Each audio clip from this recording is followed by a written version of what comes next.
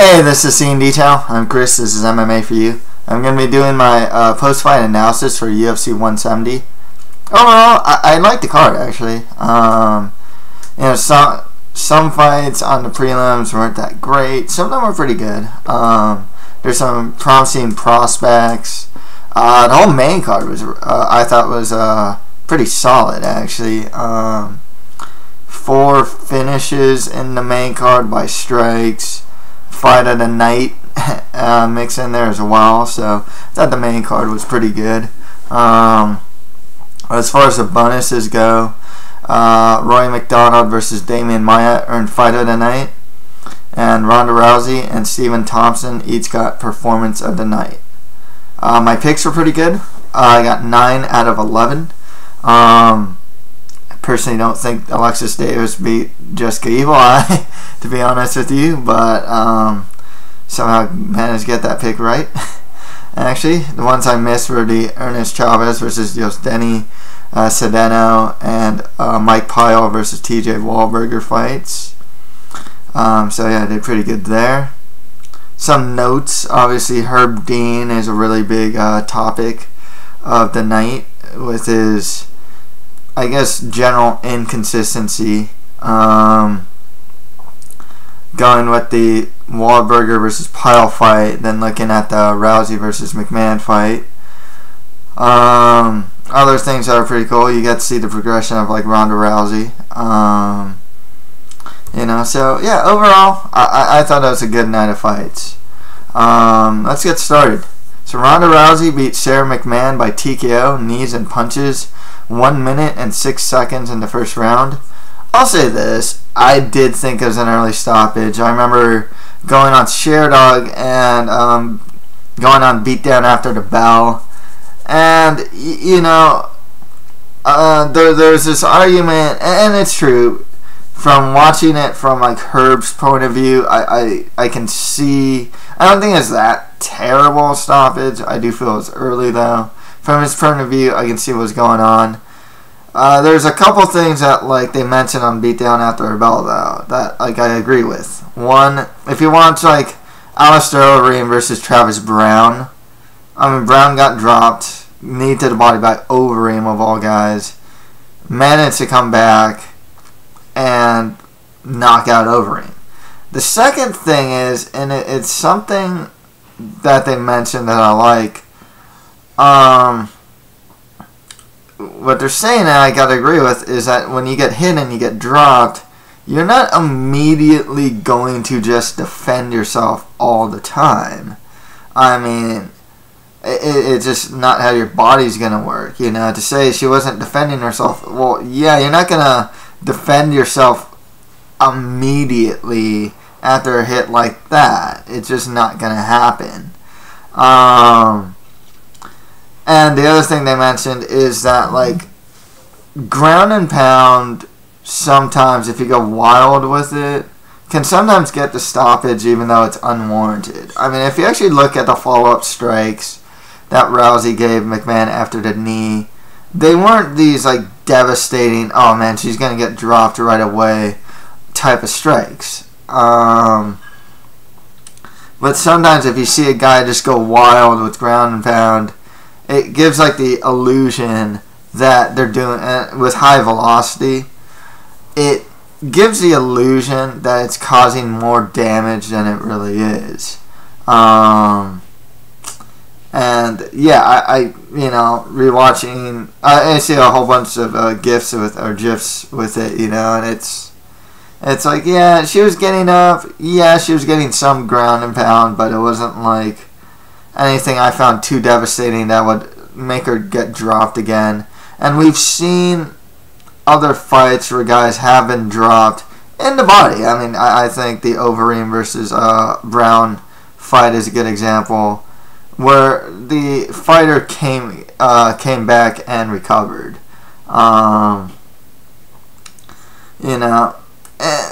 people are split about it. I think one thing that really hurts this particular stoppage too was Herb Dean's general inconsistency with the stoppage. He let Mike Pyle pretty much kill TJ Wahlberger. You know, he was out when he was mounted, and then Pyle just kept hitting him. I mean, the guy, like, seriously, I think was out like multiple times. And in this fight, it was too early. So there's this weird, like, inconsistency there. I'll say this. I would like to see a rematch between the two. Even though it ended in just like a minute, I think there's something to be said about this stylistic matchup. Rousey was getting tagged by power punches. You know, I think it was, someone counted that there was only like 3 of them. But it goes to show the biggest flaw in Ronda Rousey is her entry into the clinch. I mean, seriously, she gets tagged pretty easily. She's not, her boxing will always need work. She's not good at range. I mean, there's just something about her and closing distance and finding range that she's just not good at. And she gets tagged.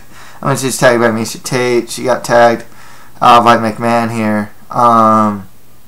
You know, it's usually by the entries. And I don't know if anyone out there, maybe Chris Cyborg, and you know, we can get to that too, will make her pay for that. Speaking of Chris Cyborg, you know, she said she's going to cut down to 135. A lot of people think that she's going to beat up Ronda Rousey. I don't know. You know, I think there's something of a myth with Cyborg. I know she has done some, like against like Yamanaka. She does have some one-punch knockouts. But actually, for the most part, if you watch a lot of her fights, I mean, they're generally more beatdowns. And she's not exactly a one-punch knockout fighter. She hits hard, but it's in general, if you watch a lot of her fights, it's not one-punch knockouts. That's why, you know, a lot of people are thinking like, oh yeah, well, if her Cyborg, she'd knock out Rousey, you know, she'd have knocked out Rousey. I'm actually not in that camp, like I said, because she's actually shown not to be like this crazy one-punch knockout type of a fighter. She's really good at beating down her opponents. I'm not saying she's pillow-fisted or anything like that, but, you know, like I said, not one-punch knockout. I don't know if Chris Cyborg would be able to defend against the takedown game of McMann. Some people think so. I know she's really strong. She actually most of Cyborg's own takedowns are from the clinch as well. I don't know if she can do it against Rousey. That's what makes the fight so interesting. McMann, on the other hand, she looks like she was able to defend the takedowns from the clinch. Now you look at the clinch game, and Rousey kind of upped it in a sense. You kind of saw it in the Tate fight, but you saw it really prevalently here. Rousey was using a lot more knees and elbows and a lot of body work from the clinch, her dirty boxing. So there were times in her old fight, you know, in her old fights where if she can't get the takedown, she just kind of keeps forcing the issue until she gets it. Now she doesn't have to keep forcing the takedown. She can use dirty boxing. She can use knees and elbows from the clinch position, which is perfect for her, you know, for her style of fighting. It's also interesting that this is this is the first fight where Rousey didn't end the fight by armbar. So I guess you can't really say that, you know, 3 things are guaranteed in life. You know, death, taxes, and Rousey by armbar, because it's not, you know. She has other ways of winning fights. And I gotta say this, is it time now to drop the one-trick pony label from Ronda Rousey after this performance? I think so. I think she's never going to be a great boxer. She looks like she's on her way to being a great clinch fighter. That includes dirty boxing, knees, elbows, and whatnot from the clinch, uppercuts. She's a great scrambler. I think that if given the opportunity, she could probably do more than arm bars from the ground. As a practitioner, BJJ practitioner myself, I mean, she's a judo practitioner, and a guy who loves doing arm bars, I can attest that the arm bar is in a lot of positions. And I can see why she uses it so much. I actually use it a lot myself from the guard. Rousey is really good at getting it from side mount, even from the near arm or far arm. She probably do it from north-south. She can do it from the back. She can get it from the mount. She can get it in transition really well. So, I mean, she can pretty much get the armbar from most, if not all, from most positions in MMA. And I can see why she does.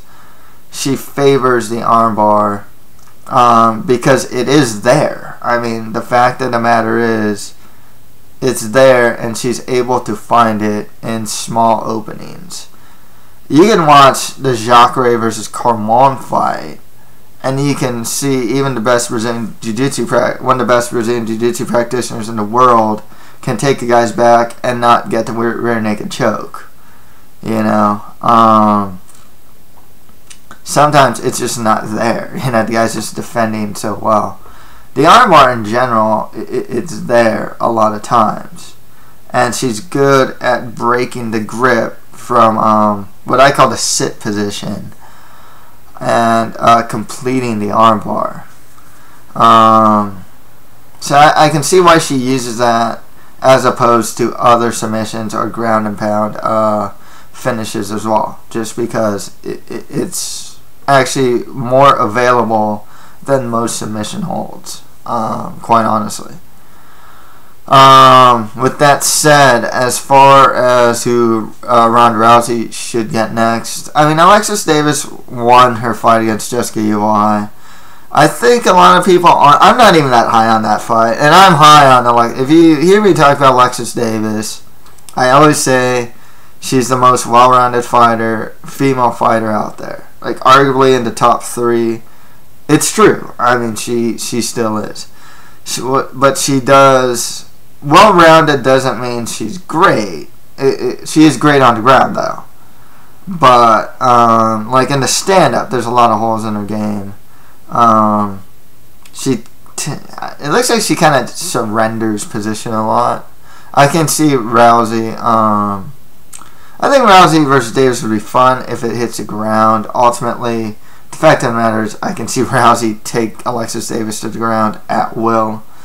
And the striking, it'd be interesting in a way that would probably be a bit sloppy in a sense. Like, I like Alexis Davis' stand-up, but her head is never offline. She gets hit a lot. And like I said with Rousey, she doesn't have good distance management. And her ability to find range isn't great. So if the fight's standing, I can actually see it fun in a somewhat sloppy way, to be perfectly honest with you. On the ground, though, Alexis Davis is a legit Brazilian Jiu-Jitsu black belt, fought in against high-level competition, really good at taking the back. She was actually setting up Jessica Ui to give up her back from the half guard position. So I don't think she'd just get armbarred right away by Ronda Rousey, personally. The other option would be Kat Zingano. She would be coming off a knee surgery. Don't know how she's going to recover. It's not a bad option. Zingano, as she's shown in the Miesha Tate fight, she does have a good clinch game. Like, she has a good Muay Thai game in general. She does use knees and elbows from the clinch. Ronda does too. I think Ronda might have a size advantage over Zingano. Zingano's wrestling isn't that bad either. So we'll see what happens. I don't know where Zingano would be mentally in the fight as well, though. That's one of the other problems there. You know, why, or not problems, but just why I don't know how well Zingano would do.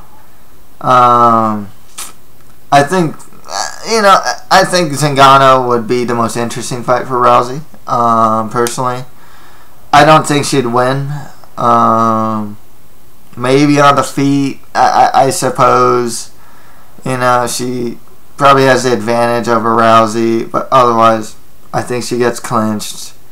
I think she gets taken down. So, yeah. But nonetheless, it's a fight I'd still like to see. Sarah McMann, a million fights she can get. She can get the winner or loser of Carmouche versus Tate. She can fight Alexis Davis if you don't want to give Alexis Davis the title shot. She can fight Jessica Evil.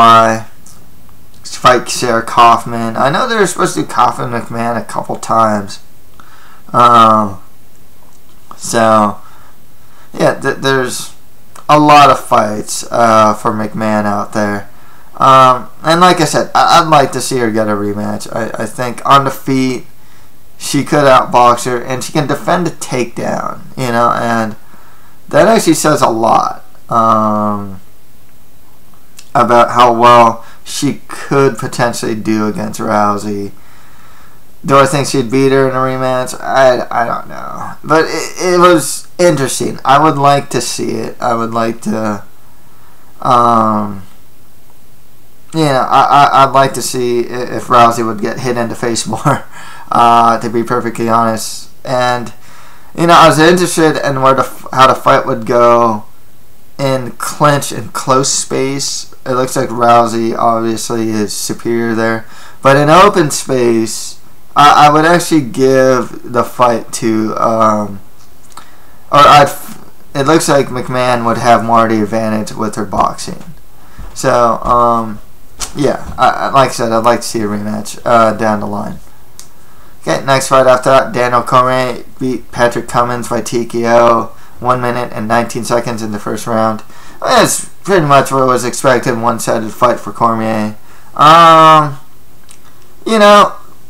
Cummins took the fight on short notice. He has a really bad habit in stand-up of looking down, and he paid for it. I mean, he got uppercutted for it, which wobbled him and whatnot.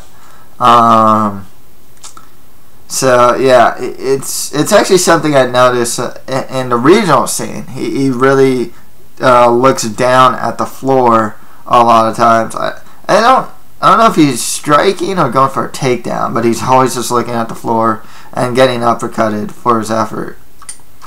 I thought Cormier said all the right things after the fight. I thought that was a pretty funny line of he was angry that Cummins got 2 punches on him. I thought that was kind of funny.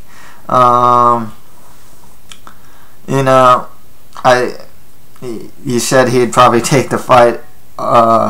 If someone was injured, he'd probably take a fight on short notice. It'd probably be against John Jones. But there's interesting fights for him now. He gets the winner, or he can get the winner of Dan Henderson versus Shogun. He can get the winner of Phil Davis versus Anthony Rumble Johnson. He can get the winner of Gustafsson versus Jimmy Manuwa. If the cards play right, you could conceive. I mean, he probably doesn't deserve it in the sense that he needs a big win in light heavyweight. You can go back to the Rashad Evans fight, but that'd be 6 months, so wouldn't really call that fight. Wouldn't schedule that fight. But yeah, he's a great entry into the light heavyweight division, and a much needed entry into the light heavyweight division. It's still badly top heavy, and Cormier just kind of adds to that top heaviness. The rest of the division, especially around the middle to lower, it's not very deep. Numbers wise, quantity wise, it's actually one of the divisions with the least quantity of fighters in the UFC. They did add like Hans Stringer, Pat Cummins, of course. So I mean, they are Steve Boss, who's fighting Ryan Jimmo, which is tough out for any guy. So it's good to see him actually, the UFC signing new light heavyweight talent. As far as Pat Cummins goes, I mean, give him like a Cody Donovan, the loser of Vellante versus Maldonado, or the loser of Latifi versus Diabate. An easier fight and some lower tier guys. That's who he needs to fight next time out with a full training camp. I've actually, I remember when Pat Cummins fought in Strikeforce. He was like 2-0. Saw him in the regionals. I always thought he was a good prospect. Then he kind of fell off. I didn't know what happened to him, and apparently he couldn't get fights. He's a bit on the older side, but he doesn't have too much experience. So pretty much he hasn't got hit in the face that much. Maybe in the gym, who knows, but at least in the cage. He doesn't have too much experience. And actually, higher up you go, I guess like the older you can get and still fight at a high level, whereas guys kind of drop off around their mid-30s in other weight classes. There are always exceptions, Faber, whatnot. Mike Pyle's still looking great, but for the most part, as you move up in weight, it looks like you can still be or fight in a prime level even though your age is in the mid-30s or even older 30s for some fighters, and still do pretty well and still fight in the elite level. But yeah, I'm curious to see Cormier in this division against some of the higher level fighters, and eventually against John Jones. I mean, Olympic caliber wrestling and a good striker. There's really, he's a well-rounded guy. I would like to see how he does against the top of the division. Next fight after that, Rory McDonald beat Damian Maia by unanimous decision. Tough early going for Rory McDonald. He was mounted, ground and pounded by Damian Maia in the first round, but after that, see, this was actually a case of like the lower weight you go, the more your age kind of shows. Maia's like 35, 36. After the first round, I mean, he was gassed. I don't know what it is, if he was injured or whatnot, but you got to think age has got to be something of a factor here as well. I liked what I saw from Rory McDonald. He's really aggressive, more aggressive, and not just pumping the jab all day. He was actually throwing the cross, throwing body kicks, a more array of strikes, good sprawl. Someone said this though, he's good at defending takedowns from open space, pretty much where he can sprawl. But if you get in close, it looks like he's down. He can be taken down in close space. It's just getting there because his distance management and his range is really good. He's really good at fighting at range, using the jab, using kicks, just using long strikes. And he's still young. This was a really good performance. This is the performance you kind of wanted to see. Sexy didn't get the finish, but I can't fault him in the sense because throughout the fight it actually looked like he was going for the finish. I think Maia just kind of showed to be pretty durable in the fight, but he was getting hit in the face a couple times, and you can't go too crazy with Maia because if you allow him to get the clinch, he can get the takedown. That's the thing. It's not that like he'd be that much of like a KO threat per se, but he still is a very big threat in the takedown department. I mean, you can see it in round 3. I mean, he still managed to take Rory down, slammed him even.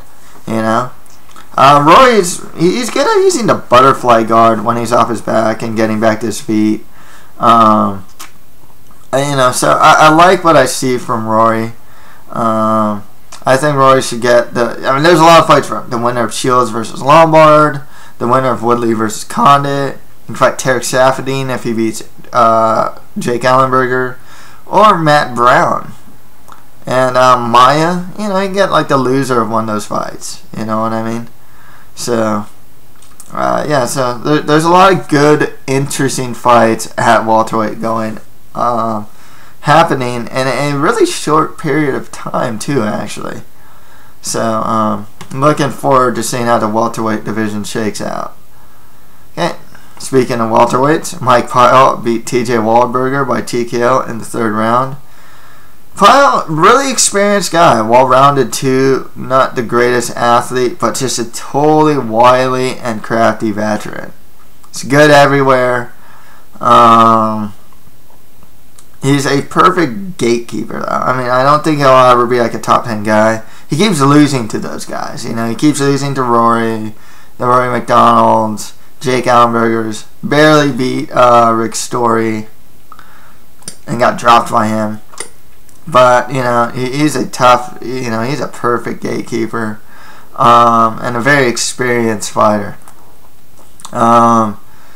This fight really this fight was pretty contentious with the stoppage, Herb Dean let the fight go on way too long. There's a point where Pyle mounted Waldberger and, like, elbowed him twice, and it looked like Waldberger was just out, and then the fight kept going, and it's like, dude, Waldberger statistically also has 7 KO losses. He has a total of 9 losses. So 7 of his 9 losses are by KO. A lot of them in the UFC. By like Johnny Hendricks, Adlan Amagov. That was a pretty nasty one as well. The guy's chin is, Waldberger's 125, and his chin is already not that great. They don't get better, they get worse. Pyle actually doesn't have the greatest chin either, to be perfectly honest with you. I have seen him get wobbled or flat out knocked out or knocked down a lot of times. Nonetheless, I know he's still young, but man, he's got to start thinking about like possible retirement or something. This guy.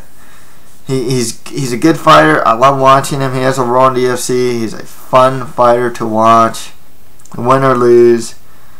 But it's kind of dangerous for him. To be perfectly honest with you. If he wants to keep going, cool. He has a role there. Otherwise, like I said, the guy keeps getting, he gets KO'd consecutively. He's coming off the Adlan Amagov KO, and that one was pretty brutal, and this one was pretty brutal too. That's kind of why I'm saying this.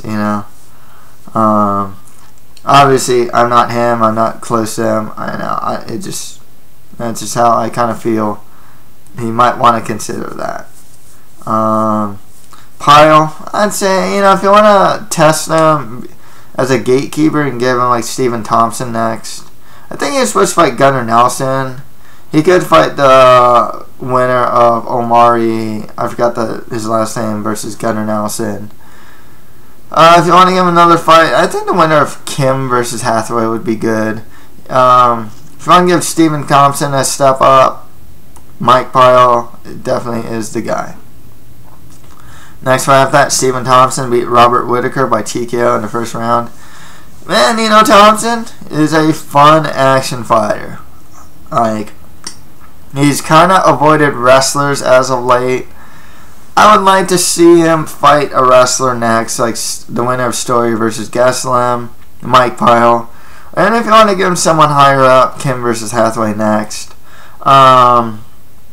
You kind of know what he has as far as his stand-up is, and it's fun, really aesthetically pleasing.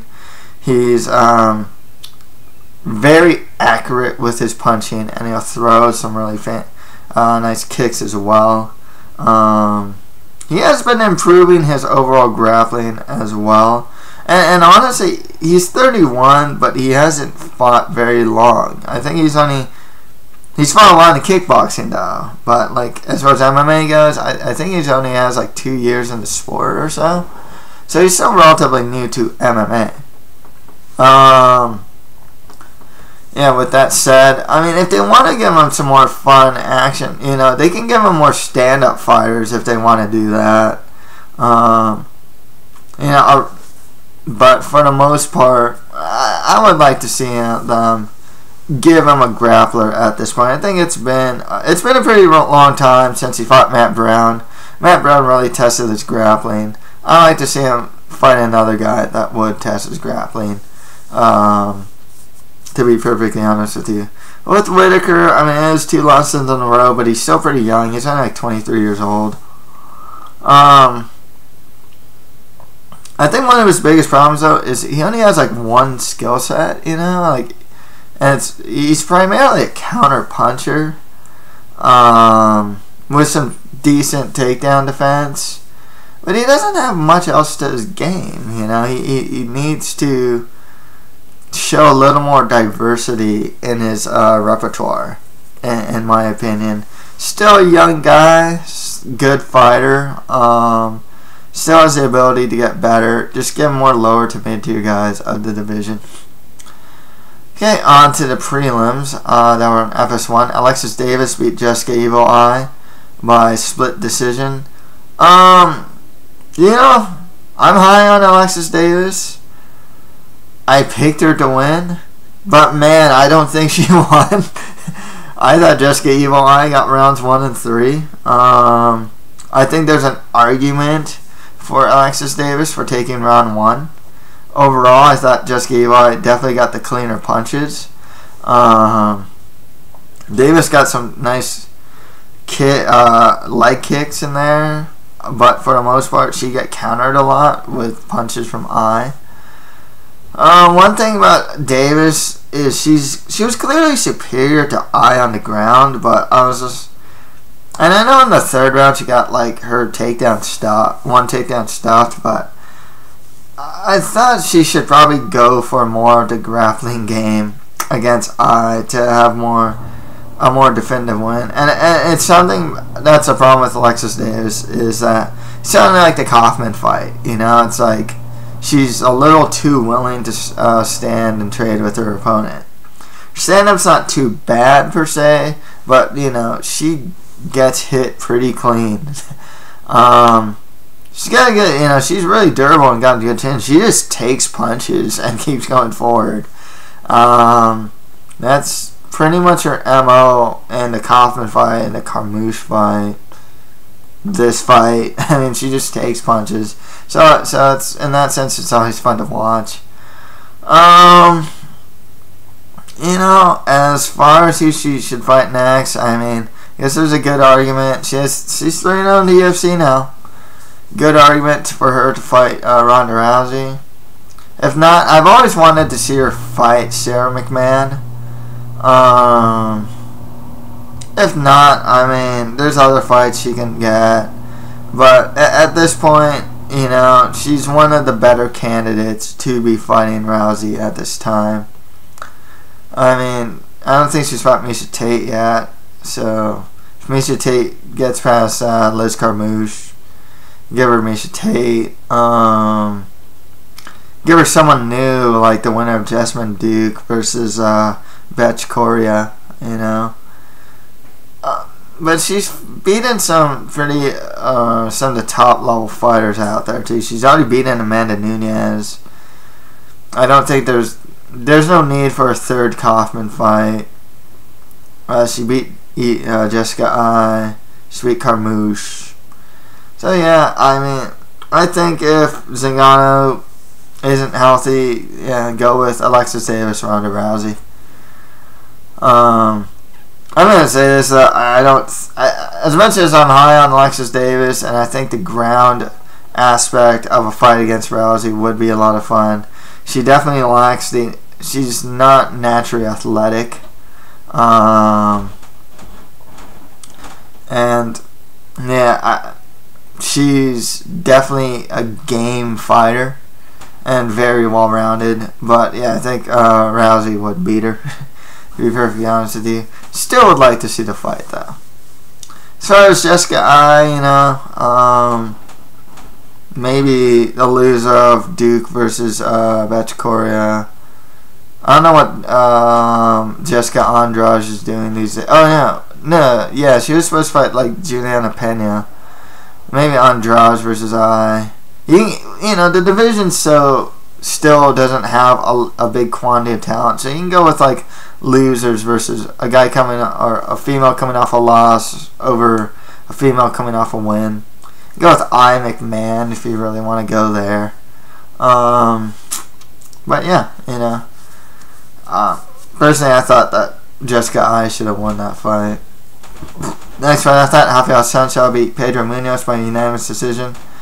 The next fight for Sancho, in my personal opinion, should be a title fight against Burrell. I don't know when Cruz is coming back, and from the post-fight show, it sounded like Cruz even agrees that Sancho should get the title fight. The problem with this fight, though, it doesn't enforce Sancho as a legit threat to Burrell, but not many people do. But Sancho is like that guy that's pretty much like, he's like what 5-6-0 in bantamweight or something like that. He's beating guys like Dillashaw. In fact, I thought Dillashaw actually won. Beat Easton. Beat some top guys in the division. On merit, he probably deserves it, and just the fact that there's no one else that really deserves the next shot, unless Cruz comes back. You kind of just gotta default give it to Sancho, and it's more of a stay busy fight for Burrell than like a fight that you think that Sancho can really threaten Burrell. It's good to see Sancho showing that he's pretty much well-rounded at this point. Good boxing against Munoz. Munoz has no distance management and range management. He allowed Sancho to get into Sancho's like comfortable range, and when Pedro would throw strikes, sometimes he'd miss by a mile. He's still a prospect though, and his ground game is really good. Striking is improving, but still needs a lot of work, especially with distance and range. Which was a really big, I guess that was a kind of like a story of this card too, with a lot of the fighters, range and distance management. Sancho, he's good on the ground. He's a good scrambler. A legit Brazilian Jiu-Jitsu black belt. Striking is improving. But like I said, yeah, give him Burrell next. I think he deserves it based on merit. I just don't think he'd beat him, to be perfectly honest with you. But he deserves he deserves a chance to prove me wrong. With Munoz, like I said, still a prospect. He fought a top 5 guy in the division in his first fight in the UFC. Way too much too soon. Just give him like more lower to mid-tier guys of the division. Next fight after that, Aljamain Sterling beat Cody Gibson by unanimous decision. Good fight from both these guys, actually. I liked Gibson's wrestling. I liked, Sterling actually had some good wrestling. Really dynamic fighter as well. I liked what I saw from both of these guys. There's not really much to say. This was a really appropriate fight for these guys. They both tested each other really well, had a fun fight. Both showed to be pretty good prospects. I think he's a really highly touted prospect. I can kind of see why. Just more lower to mid-tier guys of the division for both of them. Next fight after that, Zach Mikowski beat Josh Sampo by unanimous decision. I really like what I see from some Fun Size, and I think if you don't give, like right now in the running for the next title contender for Demetrius Johnson, it's got to be Zach Makovsky and Ali Bagaitunov. You know, it's as far as fresh challengers go. You know, I'm liking what I see from Makovsky both on the feet. His stand-up's looking a lot better these days, and you know his phase shifting is really good. He'll like feint some strikes and go for the single leg that is like lightning fast. You know, he's a really good scrambler as well. Just an overall well-rounded fighter. I think he has staying power in the top 10, maybe even top 5 of flyweight, to be honest with you. But yeah, you know, good stuff from Makovsky here. If not a title shot, he could do a title eliminator with Ali Bagaitunov. I think another appropriate fight for him would be John Moraga next. With Sampo, he's a good fighter. You know, he's a good wrestler himself, but man, he got out wrestled by Makovsky here. Still needs some work on the striking. You know, still a decent prospect though. Give him like a Dustin Ortiz next or something like that. Okay, on the Fight Pass prelims, Eric Koch beat Rafael Oliveira by TKO in the first round. So there's a stat here. In the last 20 prelim fights, Eric Koch was the only guy in the last 20 prelim fights. I'm talking about like previous UFC cards up to now. Was the first prelim fighter to get a finish, which is pretty startling about the prelims these days of UFC cards. You know, this was pretty much a case of Oliveira being cannon fodder for Eric Koch. I think he's probably Oliveira. You know, he's been kind of cannon fodder for a lot of guys these days. I think he's probably going to get cut from the UFC. Eric Koch at the new weight class looked good. I always like what I see from the guy. He's pretty quick. He's got good striking. Takedown defense isn't too bad. His grappling actually isn't too bad either. Curious to see. Still pretty young. Curious to see how he'll do in lightweight. It is a Shark Tank of a division. But, yeah, still young guy. Trains at a good camp. Well-rounded skill set. Maybe, you know, definite top 10 potential in there. For sure.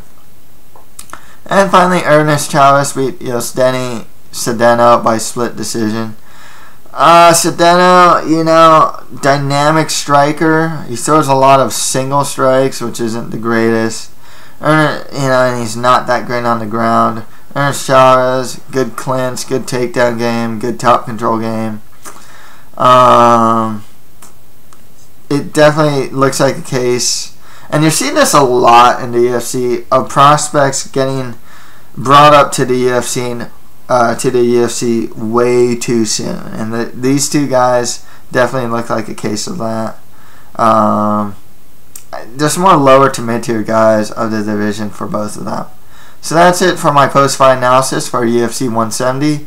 If you have any comments, just leave them below. And that's it for MMA for you. Thank you guys very much.